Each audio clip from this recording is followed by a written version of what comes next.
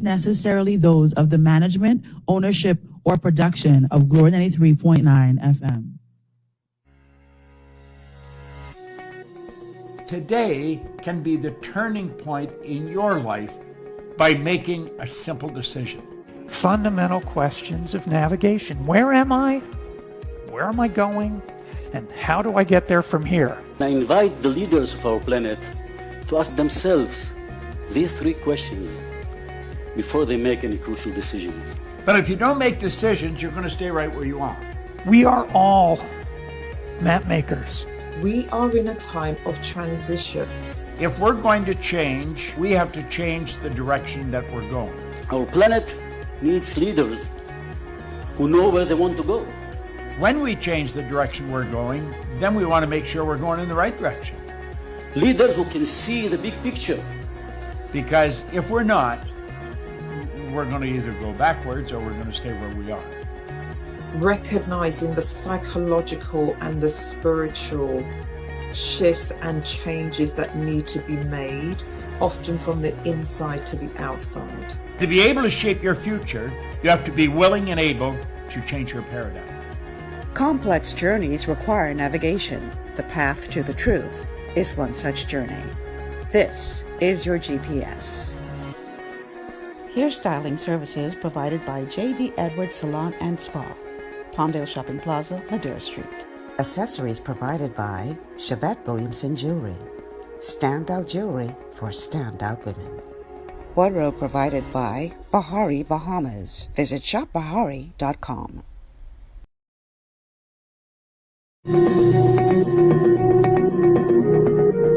And good morning, everyone, and welcome to GPS Global Paradigm Shift on Glory 93.9 FM. Sorry about that. I thought I turned my cell phone down. I'm Michelle Malcolm. Thanks so much for joining us on today's show. I am calling this show today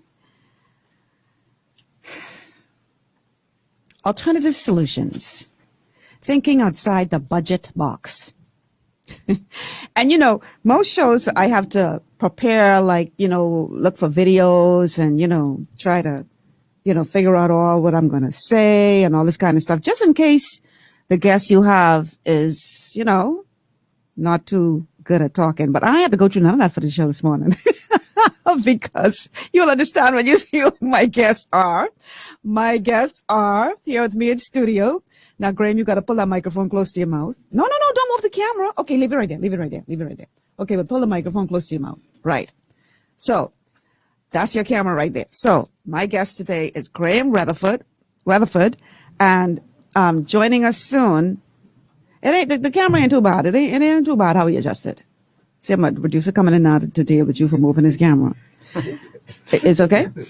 And you see, they gonna put this big screen in here, right? So now these guests is coming in. They could see themselves on TV. Don't look at the camera. So, right. So they mesmerized by looking at themselves on television. I know why they're going to put that big screen in here. But anyhow, welcome back to GPS, Graham. Well, good morning, Michelle. And we're going to eventually be joined by another talker. So I really ain't had to do too much work for the show today. Because these two gentlemen, they can be able to handle this. So we're just waiting for the other guest to sign on. And that is the person of C. Alan Johnson. But for now, it's just me and you, Graham. How you doing? Well, I like what you named the show, Gargantuan Thinking. Don't get to use that word much, but gargantuan means massive. Yes, it does. Huge thinking. And it's not thinking outside the box because there is no box. So you mean it even a budget box to think outside? No, every time someone says, we got to think outside the box, I go, you are the problem. You've probably been to some higher education. Explain that, please. You probably went to some higher learning institution that put you in a box and taught you how to think in a box. In other words, you could go to school for mechanics, and then you can come and work for yourself for 30 years and learn tricks that were never even taught in school. So then you're ready to retire. I come and apprentice with you, never have gone to school, but I'm ahead of everybody graduating, my peers, because I have learned the tricks. Okay. And what does it mean? There are things that rich people teach children intentionally or unintentionally that poor people don't. And Like? one of those things is money. That's true. A car shouldn't be your biggest Asset. goal. Oh, yeah, because it's not even an asset. Because the minute you drive that off the lot, it Garbage. degrades. So Yeah. I've listened to a particular Canadian bank before COVID say, your home is your biggest investment. My home is my biggest investment? You must be crazy. Your business should be your biggest investment. But you see, we don't teach this to people. Right. We teach you to dress for success. You know? Yeah. Fake it till you make it. Try to impress people. And so what ends up happening is you create a nation of flammers and scammers. Boy, and we good at flamming, eh? We are experts at flamming, boy. We good at that. Now, somebody was just trying to call, but they were calling the text line though. So let me put out the cell phone. I mean, y'all calling already. We even didn't start talking good yet. You got to say it real slow because I'm driving sometimes and I hear blah, blah, blah, blah, and I'm like, oh Lord. Okay. Thank you for that. I will slow down a bit. So the number to call, but my God, let us start talking. The number to call is 828-3543. 828-3543. Was that slow enough, Graham? Beautiful. Okay. And the number to text is 828-2543. 828-2543. Okay. I see where C. Allen is now in the studio. So let me add him to the stream. And there he is. C. Allen Johnson, you look like you've been to the barber. I got rid of the afro. I've been locked in the house for the last 2 weeks, studying the budget and the data that supports the economic figures to see how close to reality we are. Okay. So Graham says that I named this show Alternative Solutions, Thinking Outside the Budget Box. But Graham said that is a flawed name because we even ain't got no budget box to think outside. What are your thoughts on that? I do believe that they have a box. They have a box that they're in. And so the question is thinking without limits for us. Because again, they operate within this confine of maintaining the status quo. This is where you see them trying to redesign the economic model. They're trying to repaint the cave or the box inside of the box when the limits, the potential is outside of that square that they're in. Wow. Okay. So I invited you both here today because I know y'all always come with innovative thoughts, innovative way of thinking, and clearly we need help in this country. Because we are being governed by people, and I'm not just talking about this particular administration, because this has been a problem for a long time in this country. It didn't just start with this administration. But we are typically governed by people who, the minute they walk into the halls of Parliament, they go through this metamorphosis. You know, like how the caterpillar starts as a caterpillar, and when they get in that cocoon, they come out as a beautiful butterfly. So they somehow see Parliament as a cocoon. And they go in there and they have this metamorphosis, and all of a sudden they are the only ones who are capable of thought. So they dismiss everybody else, anybody else that comes with any kind of idea that could help us to move this thing along. Oh, you're just talking foolishness. Oh, you don't know what you're talking about, because all of a sudden they are the experts at everything. And this is a problem. You know, Michelle, I want to just read one quick thing and C. Allen knows this. Failure to participate in politics means you will be ruled by your inferiors. Ooh, that's Plato. That's interesting. And that's what motivated me. Motivated you to get back into politics? No, just to be a part of quizzing people, holding them to their record, but not slandering them, right, or bashing or belittling. Right. Saying, listen, if you said, right, you don't know if I have to wear a mask. Now you say I have to wear a mask. I mean, which is it? You're talking with forked tongue, and that doesn't sit well with me or anyone. So you have to know what you're saying. Like when C. Allen speaks today, C. Allen's going to say, this is how we can fix Grand Bahama. Right. And he's going to flesh that out for you. And I keep saying, put it in the simplest terms possible, because people need to buy into it. But I cannot fault C. Allen for anything he has ever said. Isn't that crazy? But every other person I've listened to in 20 years, I can fault them. And C. Allen's message has been the same message. Mine's been the same too. Consistent. If you don't have energy security, reliability, affordability, Michelle. sustainability, you got nothing. Mm-hmm. Go ahead, C. Allen. Go ahead, C. Allen. No, I'm thinking that you say that they this is an example. I think it's more of a dome on them. Okay. A what? It's more of a dome. A dome. They go over them that they can't hear anything else, and they just hear the echoes of themselves. Okay. And that's the problem they're having. And so they shut out, this dome shuts out any type of communication with the outside world, regardless of who it is. They don't hear their PSs, they don't hear anything else, because either that or they're taking their PSs and the public service into the dome with them. And I think so they lean to their own understanding. And so the problem is that we have been for 4 decades drinking from the same well. And if you look at today, and you go to the newspaper or you go to the news media, you could, if you mute the station and go back 10 to 20 years, it's the exact same people. I mean, cascading. And these individuals, they didn't know then. Like, let's use, for instance, you now have a discussion going on about the orange economy, blue economy, green economy, knowledge economy, conceptual economy, digital economy, and the circular economy, and these variations.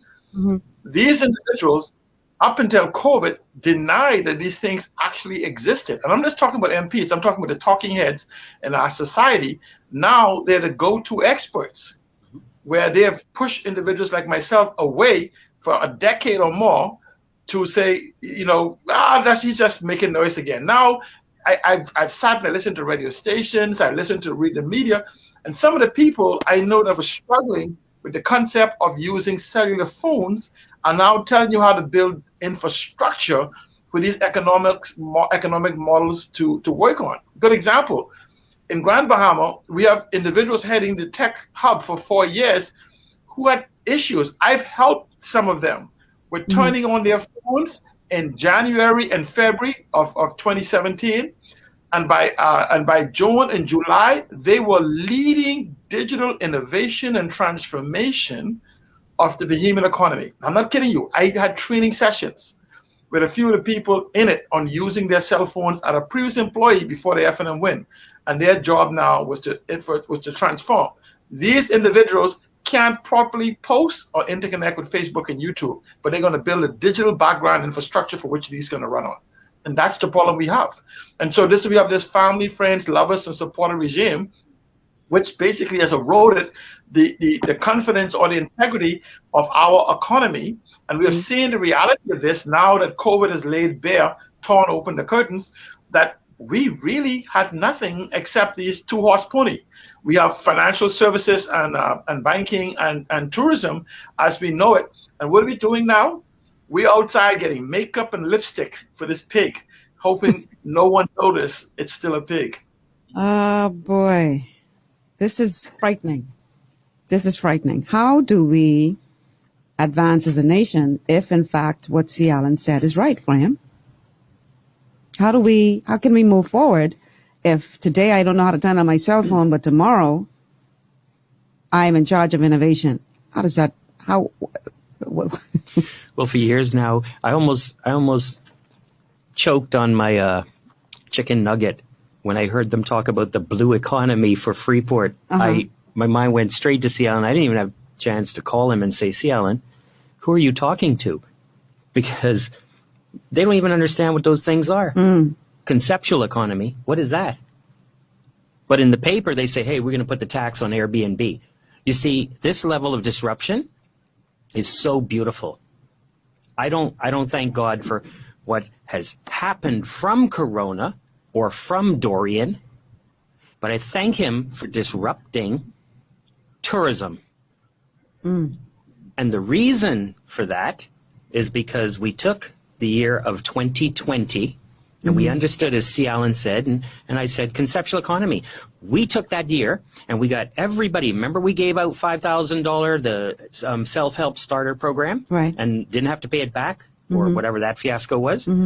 We should have said, fix your place. Fix your place, because when tourism reopens, people don't want to go in a big boat or a big hotel and have social crowding because they're going to be scared. Right. Even if they're vaccinated, they could still get corona. Right. My whole family is in the hospital with corona today. Wow. In a different country, and they had the vaccine. So the thing is, right, we could have fixed our place so when we reopened, we would have opened up in a conceptual environment. We would have changed MOT.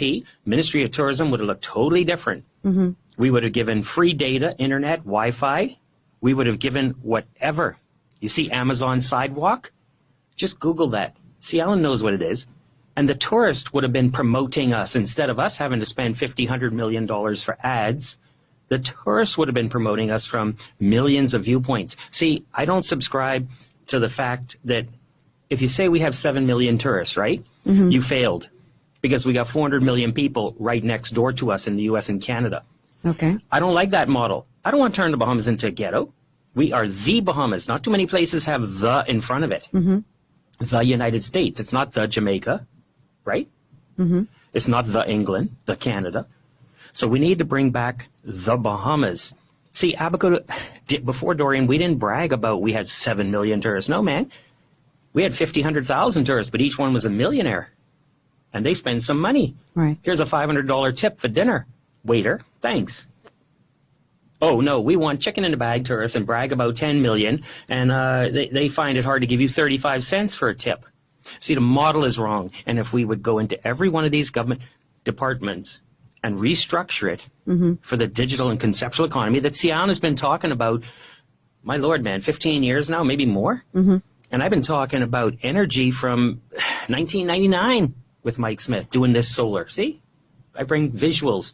And the problem is, you can't have anything digital. See, Alan, the most digital city you all got is because everybody got a cell phone. That's about it. But you ain't have nothing else digital in Freeport without cheap energy. And KCX just cried about that last night. So well, that's a problem with the entire concept of any of the six different things. Our energy is not our energy reliance or weakness isn't just simply towards the digital economy. It's across everything. Energy is now a mortgage for businesses. It's the largest expense of business, almost challenging payroll for many small businesses, for home and everything else. As to what Ron said about the economic model, I don't think the economic model is wrong. I think the problem is that we have a wrong target audience. We talk about the 7 million tourists, but those 7 million tourists comes to what is called inclusive hotels. And almost 5 million of those go to an inclusive hotels. They don't need anything else except for they come up the boat, and what we have to offer them is trinkets. The inclusive hotels are called cruise ship. They get food, they get room, they get entertainment, they get all the activities. So when you begin to look at what tourism is an activity-based environment, because tourism is what people do. So what we have to do is consider that tourism is nothing more than a small demographics of what is called the hospitality industry. And so this is why when you begin to look at the fact of hospitality as an whole, I hear people talk about diversifying the economy. Diversify into or out of what? Because hospitality is the 10th largest industry in the world. Are we going to go to number 9, number 8, number 7, 6, 5, 3, 2, 1? We're not in a position to go to any of them. So the question is then, why don't we look at exactly what we have been missing? Hospitality. You have, and so under hospitality comes to tourism. Again, hospitality is what people experience. And so at one time in the Bahamas, we offered sun, sea, and service. We abandoned service. So now we just offer sun, and sea. And so when we go back into the concept of hospitality, what people experience, we can then look to sports tourism, health tourism, wellness tourism, education tourism, religious tourism, digital tourism. We can look at all of these different tourism models where service will be amongst it. And so one of the things is that now we must now look to building an inclusive community. And so you don't have to sit and wait for tips. That's what your workers will do, because you will actually own the business. And so the inclusivity that the Dorian and now that COVID has brought us an opportunity to rethink, because we already see the economic models that we've been using is not working. And so the question now is, how do we move now to ownership of this economy and rebuilding a new model and begin to look at each of those 6+ models that we talk about and say, okay, now where do we place individuals? But that has to start, again, we call it data-centric environment. We don't have a SWOT analysis. We don't have a PESTEL. For people that don't know, SWOT is strength, weakness, opportunity, and threats. PESTEL is political, economic, social, technological, legal, and environmental exposure or impact. And so what are we making decisions on? How I feel, what I think, what I was told, what I prayed for, what I hope for. No one is talking about what they know. And so that even goes to particular leadership. And so we hear people say, let's do this, let's do whatever. But the minute you ask them how, they shut down. Oh, we should be doing this. Oh, we should be doing this. Oh, we need to do this. Oh, we need to have energy. Oh, we need to have energy. Said, how? Because if you can't explain how, then you don't understand comprehensively what it is. Yeah. And so you must say something about it. Sounds good. Right. All right. I want to read a comment, guys, because what I want this show to evolve to is more than just, I guess you sort of touched on it just now, C. Allen. It's one thing to say, this is what we need to do. But now the question is, how do we do it? I want us to get into some hows. But let me read this comment from one of our Facebook viewers. This person says, good morning, Michelle. I'm waiting for it to come up on my laptop, even though I see it up on the big screen. It's taking a while. Okay, here it is. It says, good morning, Michelle. You have the smartest white man and the smartest black man in the Bahamas. They have all the answers to the country's problems, but all they are is talk in the meantime. We are falling apart. How do you gentlemen respond to that? And how do we move Let me first respond to that. I say to Mr. Carlton Dorset, if you need the Prime Minister's phone number, you can call me, 443-7189. I have the phone number for every single PS in the country. I have the number for every MP, every senator, and every person that's been appointed to every board. And you say, talk. How do I break into another man's house and fix his problem? How do I, if you hire a gardener, do I climb the fence, push the gardener out of the way, and do what you and do the job of the person you have chosen? Why don't you call and ask your prime minister, your deputy prime minister, or whatever discipline you want, and ask them, why aren't they engaging the Bahamian people? Because I don't claim to have exclusive knowledge. What you're experiencing today is the collective intelligence of those around me and those who I hear and listen to. And so maybe they could practice the Solomon concept. But Solomon became the wisest man in the world, not necessarily for what he knew, but for what those around him knew. And if you look at Dell, if you look at Microsoft, if you look at one of the major companies and investors in the world, they are part of the collective intelligence, not leaning onto the arrogance of ignorance of one individual. And so the problem you have is not me just talking. The problem you have is with your leaders who are failing to tap into the collective intelligence of the Bahamian people. Graham, what is your response to that person? I'd like that person to know if they listen, they should record this show today and they should share it on Facebook to every person they know. Because today, they are correct. We are a great country at identifying problems. We could identify problems. I've been doing it for 20 years, listening to everybody cry on radio. Mm-hmm. When the airwaves were opened, that was an injustice because that just provided a platform to cry. What are the solutions is what that person is saying. Mm-hmm. Well, see, I don't know everything. And I talk to people like C. Allen who do know some things. None of us claim to know everything. Mm-hmm. But I know one thing. 25 years ago, as C. Allen just said, the light bill was getting expensive for my home and for a business. I said, we got to deal with this because I know my mortgage payment is $1,200 a month. Right. That's 30 years. I got to get that one straight. Mm-hmm. And people in Yellow Elder and throughout the Bahamas contacted me. They had the same issues. I said, well, I have to do something about it, not just talk about it. Because next month, my light bill came and it was $1,400. Mm-hmm. This month, it was $800. How could I live if I don't know what this bill is approximately going to be? Mm-hmm. And so I said, I have to put solar in. I did it. I had to take a loan to buy the solar. But it was worth it because I was paying $1,000 a month for an electricity bill. So when you buy the solar, it costs you $560 a month to pay for the loan. Mm-hmm. But I knew that I only had to pay $560 a month. I could bank on that. I could budget on that. People are losing their homes today. How many? 30,000, the expert said the other day on your show, 25 to 30,000 have no job. Right. Well, that you said it so well. The family of four, that affected 100,000 people. Exactly. But that individual didn't, I guess, grasp what you were saying.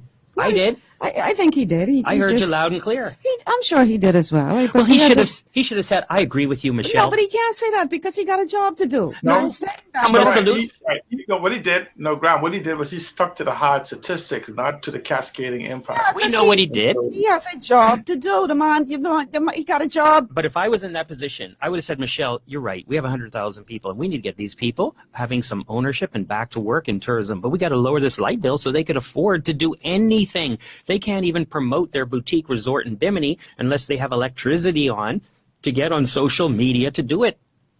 So where does this all start? It comes with a solution of energy, security, affordability, sustainability, reliability. And if you don't have this, you think I like solar and energy? I'm a Pisces.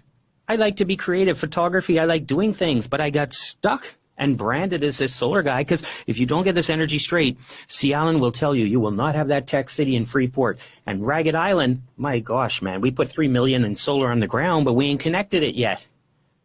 So it's a green city. We said I was going to be a green model city. Mm-hmm. Well, it is. I have to confirm it is. Mission accomplished. We had a little bit of rain. The weeds have come up. It's green. All right, guys, we got to take a commercial break. On the other side of this break, I want us to break down, because, we hear a lot, all these, the orange economy and blue economy and this economy and the next economy.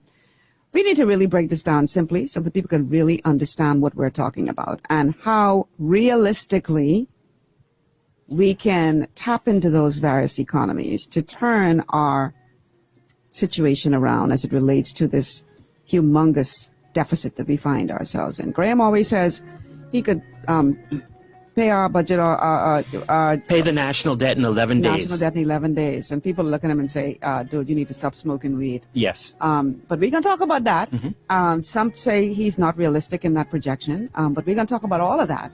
Because clearly, if you keep doing the same thing over and over again and expecting a different result, you're insane.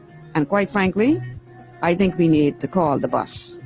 Because as a nation, we keep doing the same thing over and over and over again and then standing there in shock when nothing changed. Let's talk about some new ideas on the other side of the break. Stay with us. This is GPS, Global Paradigm Shift on Glory 93.9 FM.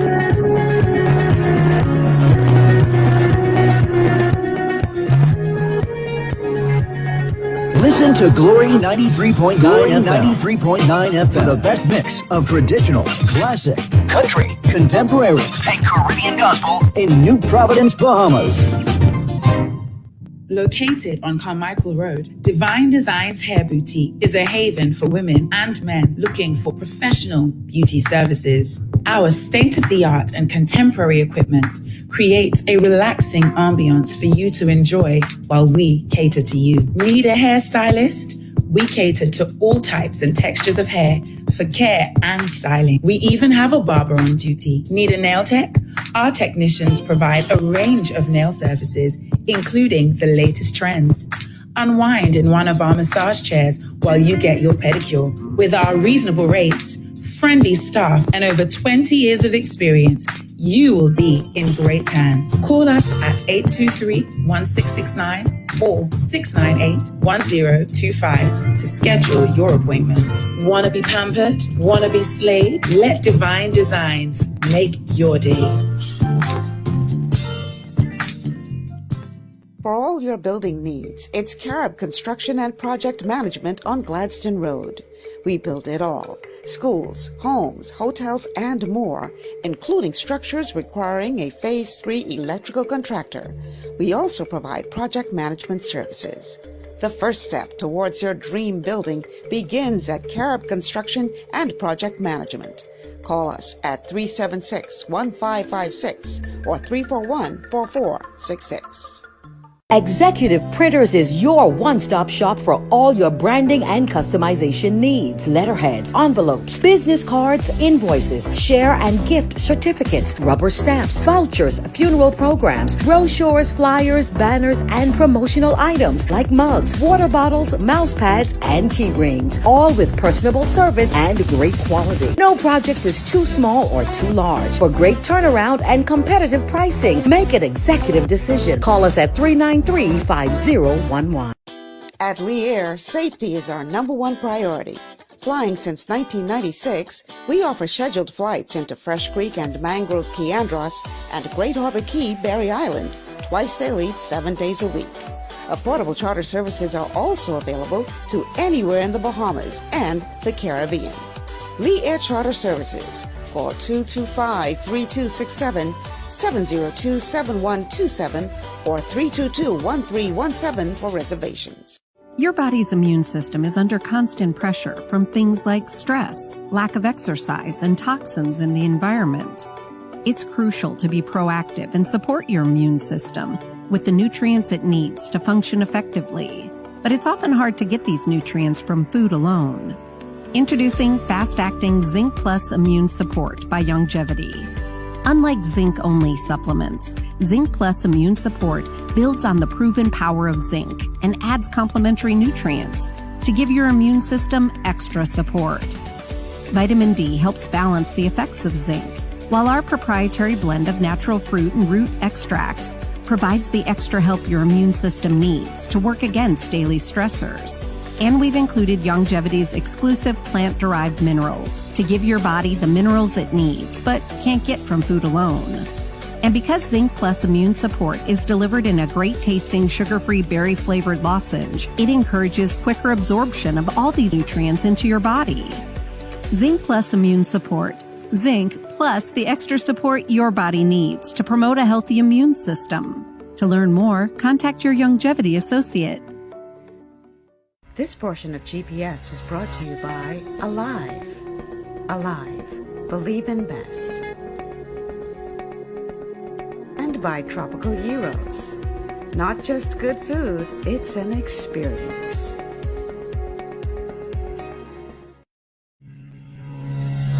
And welcome back. This is GPS Global Paradigm Shift on Glory 93.9 FM. My guests today are Graham Weatherford and C. Allen Johnson. Let's get C. Allen back into the stream. And we are talking today, I'm calling this show Alternative Solutions. There we go. Alternative Solutions, thinking outside the budget box. That's what we're talking about today. And we are going to, I promise those of you who have been furloughed or let go from your jobs and you're sitting there wondering, what am I going to do? I promise you that we're going to be providing some real life solutions for you today. We're not just going to be talking about, you know, pie in the sky. Well, I don't want to call it pie in the sky because we have to obviously look at the whole system of changing the whole system in order for this thing to ever begin to work. But for a lot of people who are going through right now, they can't hear that because as far as they're concerned, I know I can feed my children tomorrow. So you're talking about blue economy and orange economy and this economy and purple economy and lilac economy, and I just made those two up. But the point is, they ain't hearing you because they're trying to figure out how am I going to survive. So we have to address those people when it comes to this whole question of thinking outside the box because many people are boxed in right now and don't see a way out. So we will, I promise you, we're going to get to that. But I want to talk about what Graham called the pie in the sky ideas, about how we can turn this deficit into a plus, how we can eliminate all of this debt without taxing our people into the ground. So how do we do this, y'all? I guess we should start by breaking down all of these economies that y'all are always talking about, the blue economy, the orange economy, et cetera, and explaining to people what it is and how we can really make it work in real terms, not in some highfalutin techno, talk, but something that people can truly understand. So where do you all want to begin? Let's begin with the blue economy because most of our territory is water. And I want to talk about what is the blue economy and how we can make it work for all of us. So Graham, let's start with you. What are your thoughts? Well, first, let's define what is the blue economy so people can understand, and how do we make that blue turn into green in terms of green being money, although that's an American thing.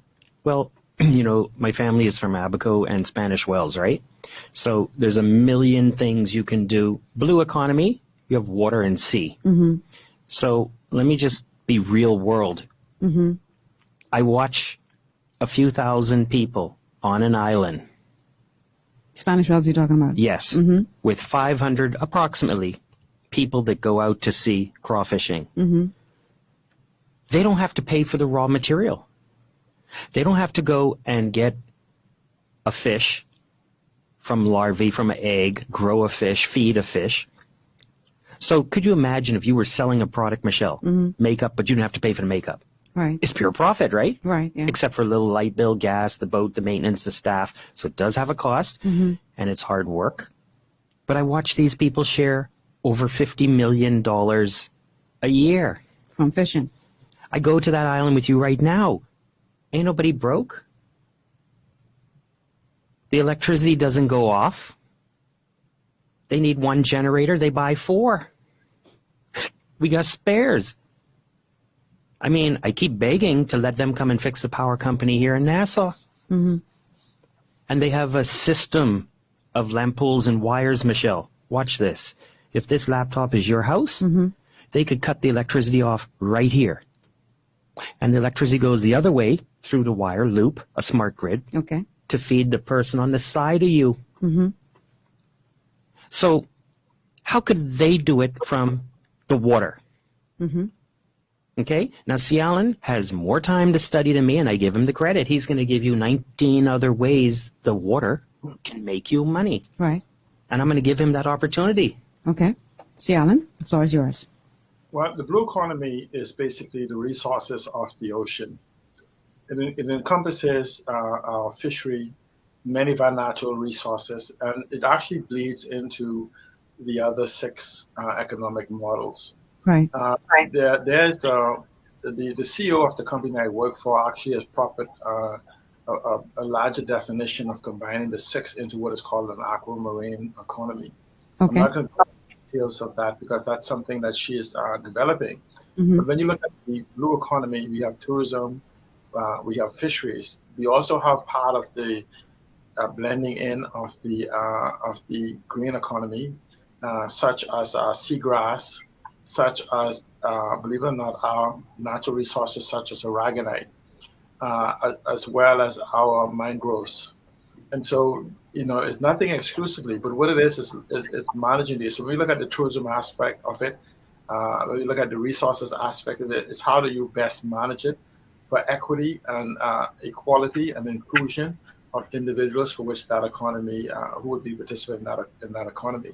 So Mm-hmm. then that's when we begin to look at and that's the macro aspect of what it is. When we begin to look at the micro aspect, we begin to look at how do we exploit this as a blue economy. It could be from fisheries. It could be from even growing seagrass. It could be from planting mangroves. It could be from restoration of our coral reefs. It could be in the management of the resources that we call aragonite.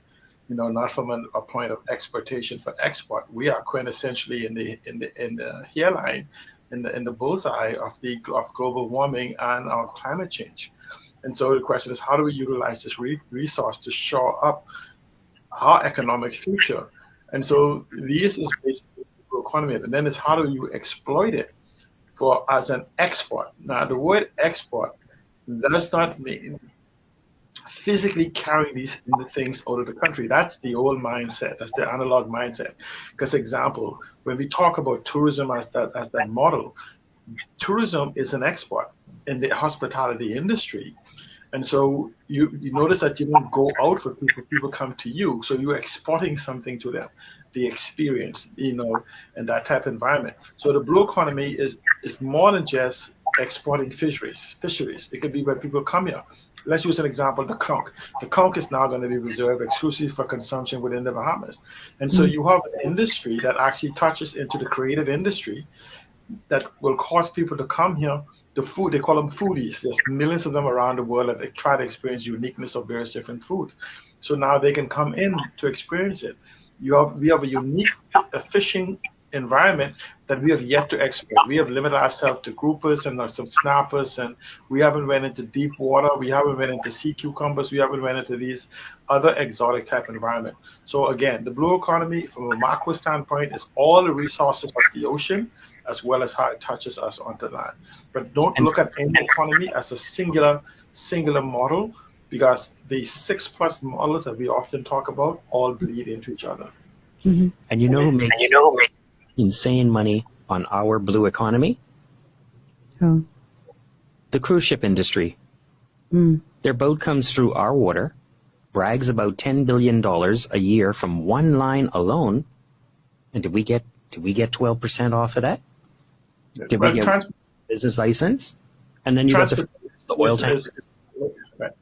Ocean transportation is an industry within itself, and that's a multi-billion-dollar industry where we literally allow safety through our waters by simply getting a license or registration in the country.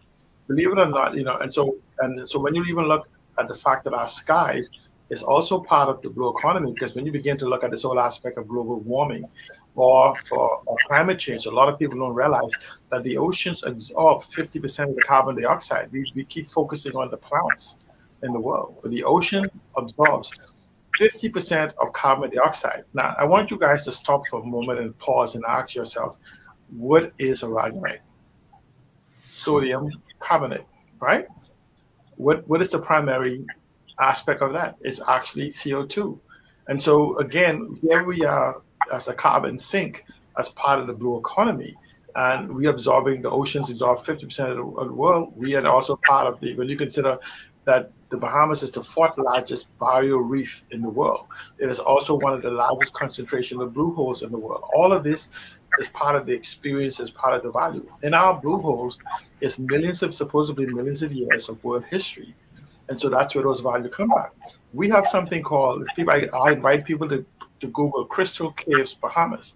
National Geographic has come here for Crystal Cave in the Bahamas. When they asked them to put a value on the crystal caves of the Bahamas, they said they were unable to quantify the value because it's so high as to the caves are worth. See, Alan, I want you to take a moment, if you have some earplugs, to put them in, because we're getting some feedback from you, to see if that makes a difference. But how difficult, guys, is it? And let me how difficult is it to do what y'all are suggesting we can do with the blue economy? Is it a hard thing to do? What would it take for us to implement these ideas on a national level? And why do you think that is not happening? Anybody? Michelle, I've listened to it, right? Mm-hmm. And what the person that texts you is looking for is the individual fix. What C. Allen, myself, and some others have been speaking to, where we may have gone wrong, is we've been speaking to the bigger fix, which would almost instantly help the individual fix. Okay. We've not been looking at, we got to fix it for this one person who lost their job in the hotel. Right. We're saying, if you pay off the national debt in 11 days, this person has no more VAT. You now have extra money that you can lend this person the money to start a boutique resort or be a part of a 200 villa boutique resort, him and 200 of his friends. You see what I'm saying? Mm-hmm. And so it's really hard when you say, hey, how do you fix that individual? But we never address that with any of our governments. It's just like, we're going to raise the tax to help a greater good. Everybody put up the VAT. Well, that doesn't help everybody. So I'm listening and I'm saying, hey, how do we now come up with a solution that helps everybody right out of the gate? Because that's what you're looking for, the magic wand. I can let C. Allen speak because I have my ideas, but I'd rather hear from him because he does come up with solid ideas. How do we fix that, C. Allen? Well, again, I do believe that you can address both the micro and the macro at the same time, because I do believe in building from the bottom up and outwards, as opposed from the top down.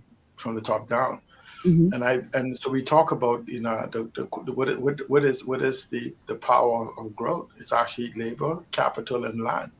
Well, we have both labor, land, and land itself is now capital. Knowledge itself is now capital. The data we have is now capital. So we're not lacking anything except leadership. And I hear people screaming, "Oh, we just need vision." We don't need vision. I mean, vision could be talking from the eyes.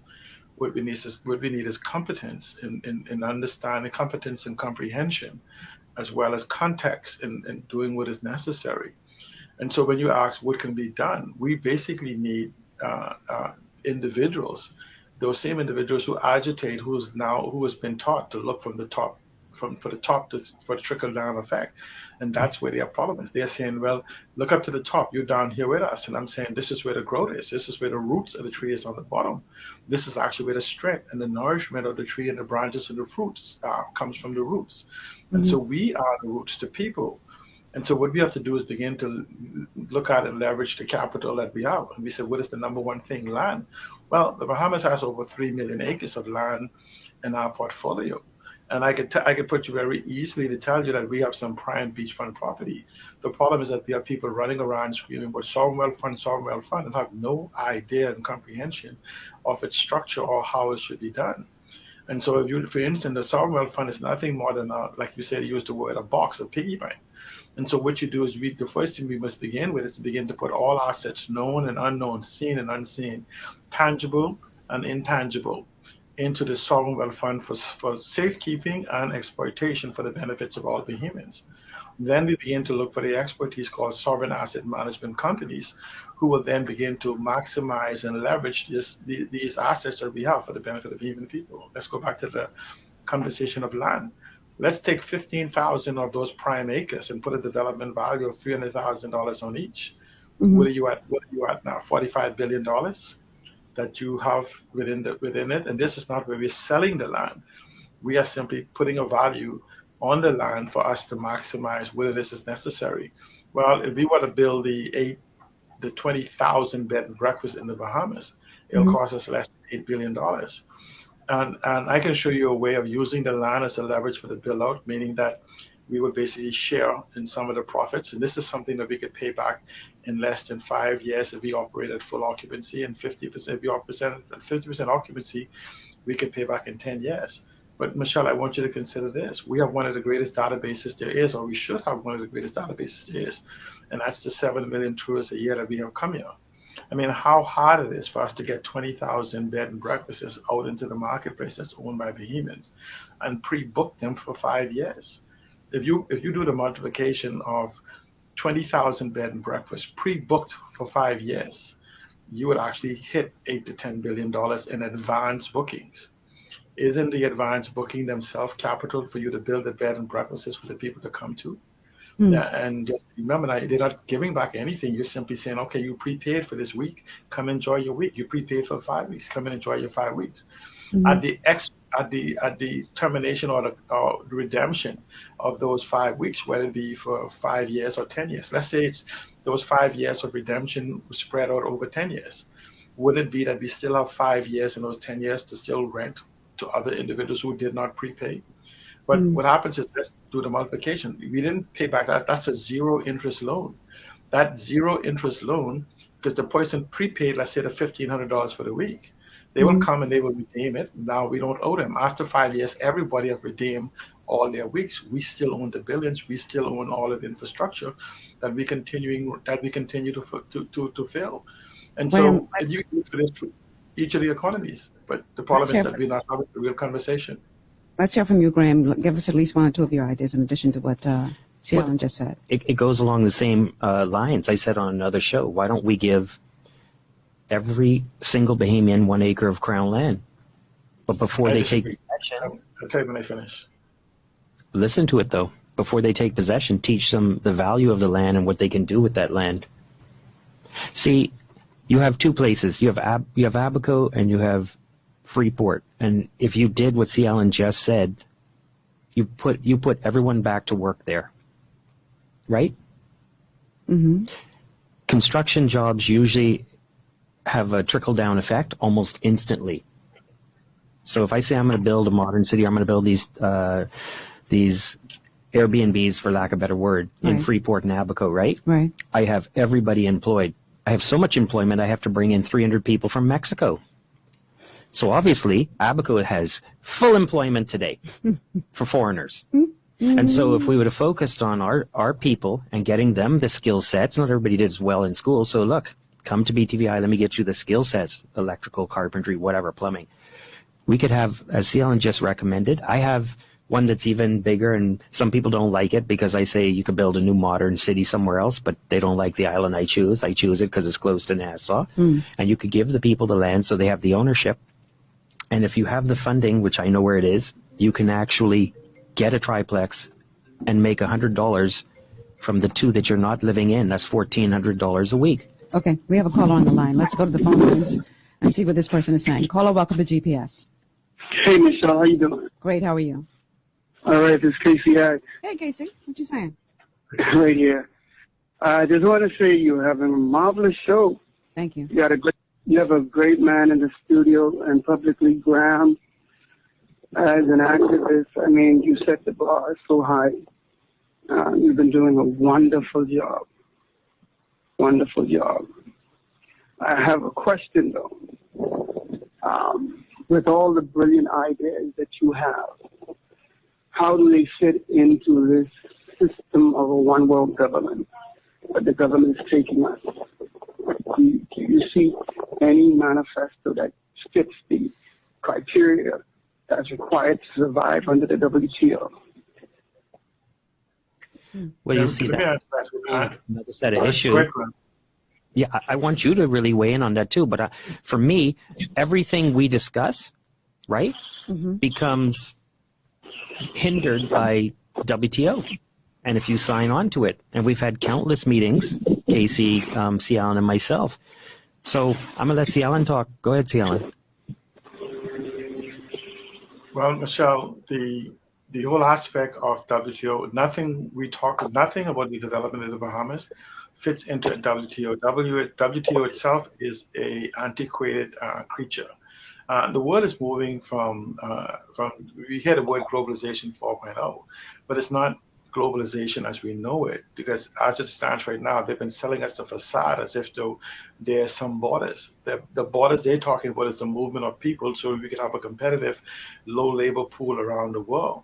But the ideas that myself and KCX more specifically have been pushed for, and Graham joining us, has been to actually become the antidote to the so-called global push. When we talk about data protection and data sovereignty, where individuals can own their data, that is an anti-capitalistic type environment, because what it does, it goes away from the exploitation of the workers to actual participation and ownership of the global economy. The Bahamas is poised uniquely in its environment. 80% of all the marine traffic that goes to the east coast of the U.S. For commerce and goes to Panama and the rest of them travels through Bahamian economic zone waters. And so we don't exploit that. And so the question is, if you are already the man in the middle, why do you need to give permission for each side to control and dominate you rather than exploiting the strengths of that particular post that you have? The Bahamas should be, by virtue of its decision-making process, mediators for this so-called desire for world governance. And instead, what we have is leadership that only knows servitude, because that's all they've been indoctrinated in for the last 40 years. This is why when you hear, you ever hear the expression of the slave says, when the master got sick, he never asked the master, are you sick? He said, master, are we sick? Master, we sick today? When the master house burned down, he says, our house burning down today, even though he don't live in the house. And you see this when they say, oh, America catches the cold and we catch the flu and everything else. That's the mindset of slaves. We should be seeking to build our own table, inviting others to sit at it, because we have some unique qualities and some unique positioning skills, regardless of our size. The might is in the tool you have, not in the size you are. And so, but we're not having those type of conversations. What we're having is one of dismissal. Oh, we're too small to do anything. You know, you should tell that to a bullet. But when you look at the strength of us, you know, one mosquito in the room. Tell that to a bullet. Right.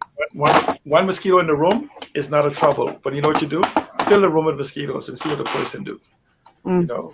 I want to go back to the blue economy. Well, it's 12 o'clock. We have to take a quick break, but I want to quickly touch on something, I guess, on the other side of the break, because I don't want us to fall off on our schedule as it relates to airing our sponsors' ads. But I want y'all to ponder this, and then we're going to talk about it on the other side of the break, and then we're going to move on from the blue economy. And the question is this: what about utilizing the natural energy that exists from the waters, wave energy, etc., all of that, to generate the electrical needs that we need? Don't answer yet, Graham. I see you itching. Yeah. But we can take this commercial break first. We got to pay our bills. We have to pay kudos to our sponsors who make this show possible. So let's take this commercial break. And then when we come back, we're going to look at innovative thought as it relates to using the natural energy that is available to us in the oceans. And it's just one of many ideas that have already been put forward, but for whatever reason are being ignored. So we're going to talk about it on the other side of the break. Stay with us. This is GPS.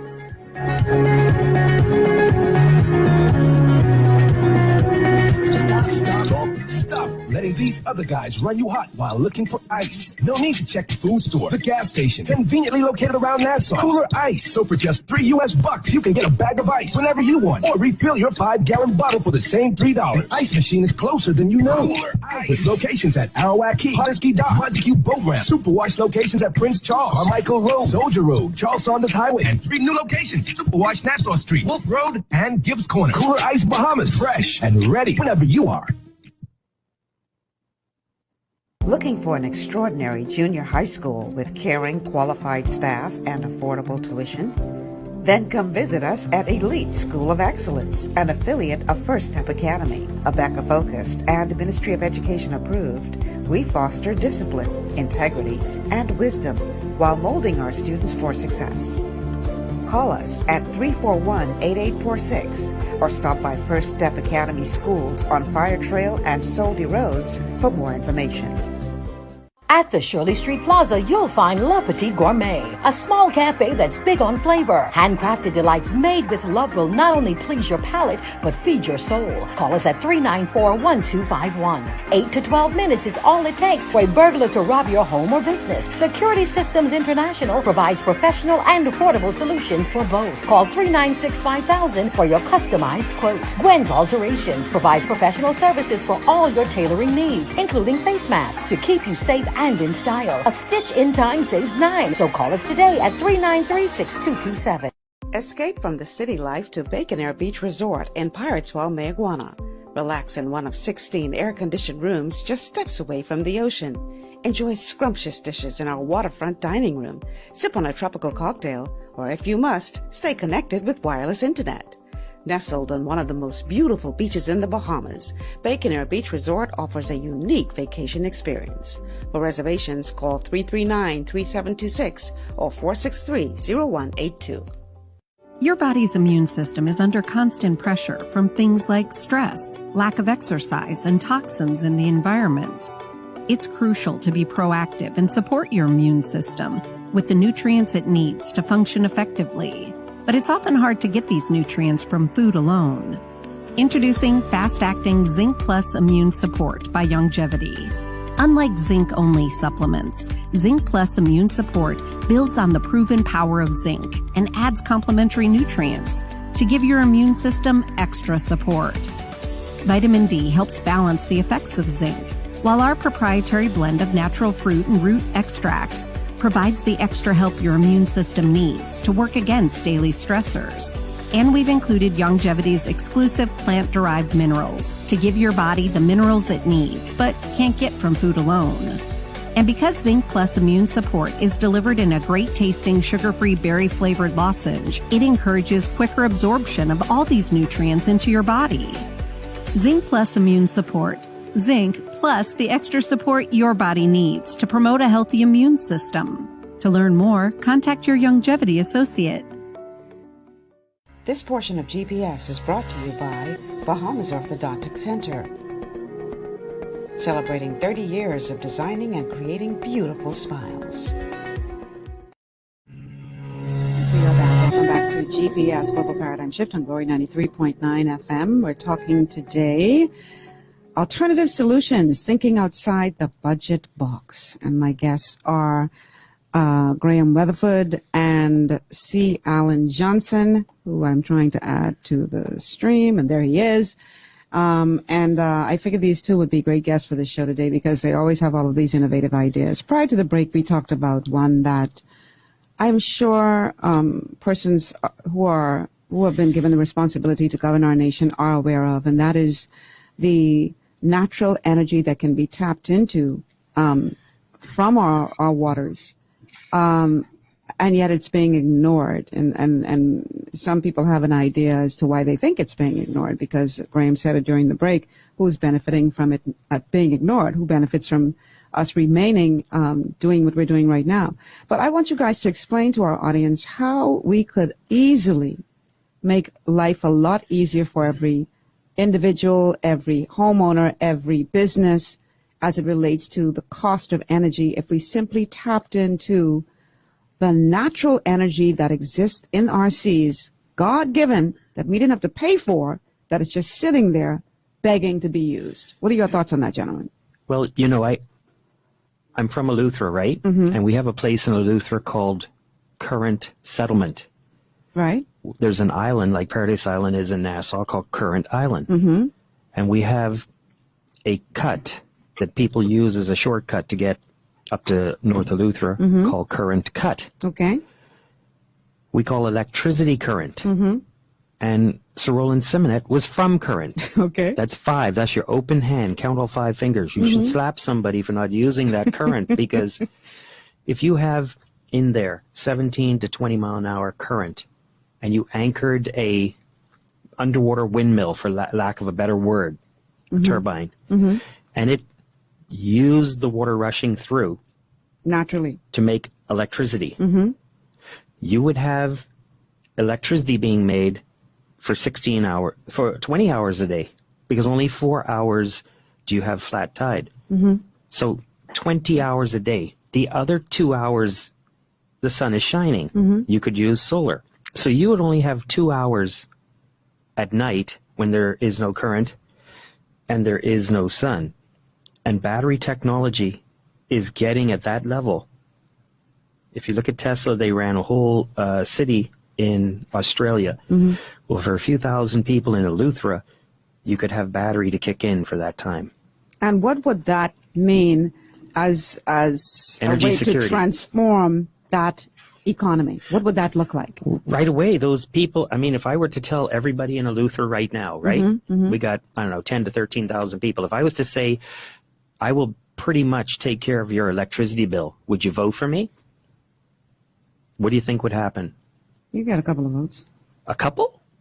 I'm going to pay for your electricity for indefinitely. Mm-hmm. Yeah. I get it. I get what you're saying. So your business can make more money now, right? Mm-hmm. You'll have more money to reinvest into your beauty supplies or your food store. You'd have more items to put on the shelf. So you would stimulate the economy. Mm-hmm. Energy security, it's all, no matter whatever we talk about for the next decade, it's all going to come back to energy security. Mm-hmm. Because if I say I want to use farms to store data, like C. Allen said, or to mine Bitcoin and all these fabulous things, it takes energy. Mm-hmm. So until we're going to have the conversation on how do we get this energy to go very low or go away, we're not serious. We really don't care. We spend according to 60 Minutes and our Prime Minister, when he was in Ragged Island, we spend $400 million a year on energy. $400 million a year. Mm-hmm. If we could knock 25% of that down, that would be $100 million a year. I could give $100 million a year to help people move into the energy sector. Whether it's just, underwater turbines, that's a little bit deep. Let's start with just putting the solar panels on the rooftops. You got no money for this, child. Yeah, I do. I got $100 million. And some bank will lend me $100 million to train and get my people exclusively putting solar on rooftops. I'll pay back this money next year. It's a return on the investment. Here, we just borrow $100 million and say, let's have a party. We could put the VAT up later to pay for it. So why, gentlemen, do you think that we are not pursuing these ideas? Who makes the money? Who makes the money from what? From it being the way it is? Yeah, if I'm selling fuel for a generator, $400 million a year, you think I want you to come around me talking about you need to do what? Put something on someone's roof to take away my diesel sales? You crazy, eh? See, but if we had smart governance, and I got left something out of the bag I shouldn't, smart governance would do this. Smart governance would go to the Sunny Fellows and would say, guess what? Sunny Fellows. Yeah, I don't call names. Smart government would go to the people selling the diesel and say, listen, we want to move into a different space, more clean, green, and pristine, and eco-friendly, and carbon credits apply, which C. Allen will tell you all about. So we need from you guys $100 million. We're going to pay it back. You will own the renewable energy sector. So instead of charging these people this money for this, well, listen, C. Allen, I know you're laughing, and I don't like this model, but they could move into, let me put it a better way, the renewable energy sector, but not charge people that 50 cents a kilowatt hour, charge them to 10 cents. And you could put, not in perpetuity, you could tell them, listen, only for the next 20 years. See, Alan, let's, you can put your spin on it. Listen to me, I don't believe in slavery, no matter how benevolent they are. But for me, this is bigger than the energy clowns. Because what happens is we first must recognize that we are a carbon-based economy. Almost all of the government income comes from carbon tax, directly or indirectly, from our transportation, from the chaos that exists in our traffic of you burning fuel, from the fact that we are transportation incorporated in the goods and the services we consume. All of those are embedded carbon tax. The question is that we don't have an economic model to replace the one that we have. And so the government cannot erode the very revenue it depends on for taxation to basically come in. It's a carbon economy. But as far as saying going to individuals, it's like asking your pimp it's like the prostitute asking the pimp to buy a better outfit. It doesn't matter. You're still a prostitute. So I'm simply saying is that when you look at the fact that it costs $1 million per megawatts of electricity or gigawatts, whatever it is. In New Providence alone, we could meet the needs of 300 gigawatts by getting a $300 million loan or grant or whatever, or even advance. We have the carbon credits, we have the land, we have whatever it is that we can leverage.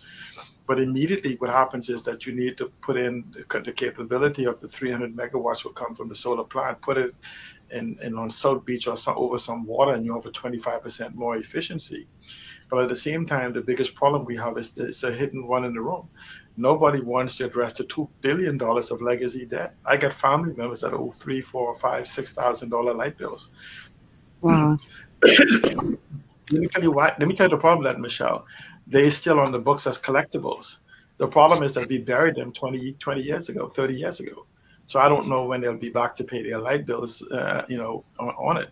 So the fact that we've hidden the fact that, not because of my family members that owe $2,000 or $3,000, but the special interests and family, friends, and lovers that owe tens of thousands of millions of dollars, because we didn't come up with this $1 billion of legacy debt that just sits there on its own. It's been accumulating over the last 40 plus years. Add to that for the fact that we have not we've not collected those debt to build a new grid system. We have an archaic grid system that cannot handle the new demands of the 21st century. So we need $1 billion just to build a new grid system. So in essence, we just need to look exactly at what it is we have, because essentially, I am one to believe that based on where we are, based on what the government can basically gain from taxation and capitalization, that electricity should almost be all but free for residential customers. And the lowest cost for business. I have a comment from Facebook. This is from KCX. He says, the government knows about ocean thermal energy because in 2011, the government signed a heads of agreement with OPEC to produce clean energy from the ocean. We are in this position by choice. Remember, we the people perish because we have no vision. Well, according to C. Allen, the problem is, was it C. Allen or you who said the problem isn't vision? The problem is... It's me. It's not the vision. There's vision within the country. The problem is we have no leadership. Yep. What we're expressing is a long-term and short-term vision. The problem is that we don't have the right leadership in place, because the people perish more so for lack of leadership that has vision as opposed to vision standing alone. The vision for the developing the Bahamas is the collective intelligence. But just on the point that KCX just commented again, let me just say that the point KCX brought up concerning WTO is very important. I think that every individual should seek out their individual candidate for membership of who's seeking membership of parliament or re-election and have them on the record, like on your video, on your camera or something, answer the question. Do you support ascension to WTO or anything similar? And get them on the record as yes and no. So when we do come to this question this November or whatever amount of time, that we can actually have a record of what they say. So there's enough for us around the Bahamas to go find the 100 or so people that's running and ask them on the record, aim the camera at them and ask them, answer the question, do you support WTO, ascension to WTO? Because it will erode everything that we're talking here, everything we're talking here today. Yes, hold on a second. Let me go back to the tidal energy that you talk about. Mm-hmm. There's no one solution for energy in the Bahamas. We have the tidal energy. We have the green and the green energy.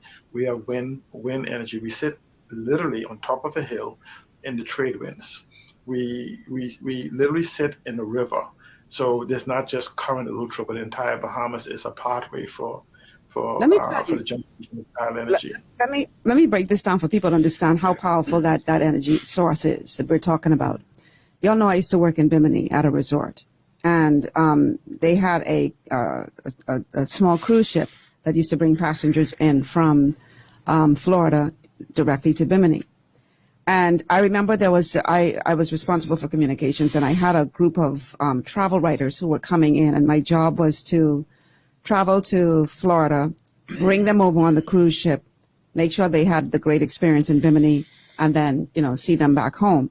And so I flew to Florida, and we're on the cruise ship, sailing to sailing to Bimini.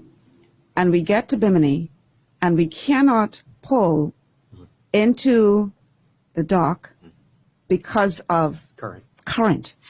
I ain't talking a little dingy boat. But I'm saying that's a small area.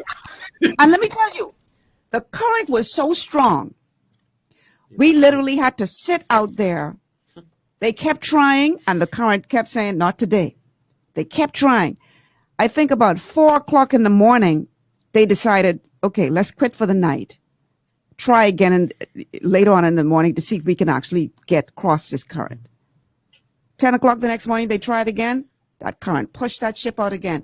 We had to sail back to Florida because the current was so strong, it would not allow that cruise ship to pull into the dock.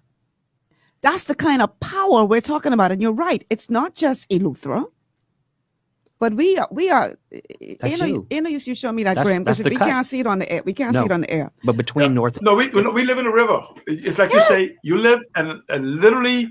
And we actually live in the Locayan Sea. That gives us a unique opportunity. That's a name I borrowed from. I think his name is Bethel or something. That's been trying to rename it. I think the other name is Sagumas or Sagagma, something of that sea. But I think it is rightfully should be the Locayan Sea for the Bahamas. Mm-hmm. But when you look at the combination of a blended environment, and just use an example. People talk about. I hear a lot of time when people scream about dropping a cable to Florida. And I heard the DNA prophetess and a long time ago when I was somehow indirect member of the DNA, these were ideas that was prophet within that country. It's a wonderful idea. It's the problem is that very few people know exactly how. Let's use an example. Do you know they're running a 2,300-mile electricity cable from Australia to Singapore right now? They're building it. So when you start talking about 75 miles away, it's a blended grid type environment, not just dropping a cord. And this is why I said we must not know just the what, we must also know the how. But when you take the blended of reduction of consumption, and that's from changing the roofs and the attics and LED lights in the home and actually looking, and this is where data comes in. We don't have the SWOT analysis or the pastel to understand what it is. So the first thing we have to do is do a data analysis of where we are, so we could plot a path to where we want to be. But what we have to do is stop looking from the top up and start having a conversation from the bottom. From the top down, and start having this conversation from the bottom up. Knowing that there's more of us than there is of them. And so, like you say, is more money more valuable than less money? And so when you look at the collective intelligence of all of us will be always greater than the intelligence of some of us, which is our leaders. And so, but somehow we have been conditioned for the master thing. Master, we say. So we say government, it has a financial problem. Wait a minute, we are government. We have a financial problem in that respect. But then this is where the separation is. The goods goes to master, and the bad is shared amongst us. And so it's a governance mindset, and that has to be broken.